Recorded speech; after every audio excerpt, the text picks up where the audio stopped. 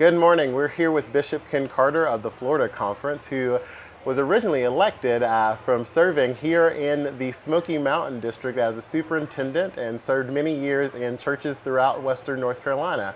Ken, we're so happy to have you back with us this week, and thank you for sharing this time with us too. It's great to be here, Skyler. Speaking about younger clergy and their journey through ministry, which can sometimes be difficult, what would you say to them to keep them encouraged or inspired as they, look forward to serving in new places and serving in sometimes rural areas or metro areas, but finding difficulty?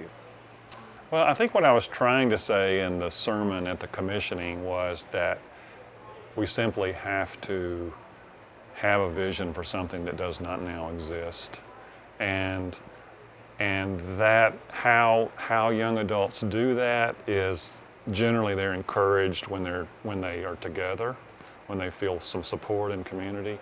They're encouraged when people who are in leadership roles, like the one I'm in, can support them in that and back them up in that way.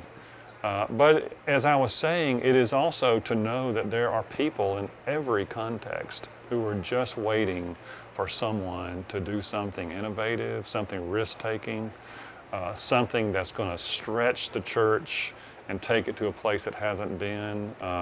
One of the ministers we remembered in this memorial service, John Cale, I met when I was just starting in the ministry, and he said he always selected some area to focus in ministry where his church was not there, because he felt like this extended the body of Christ to a place where it was not. Now, the church is never going to often reward that unless they can see that vision. And so you have to be internally motivated to do it.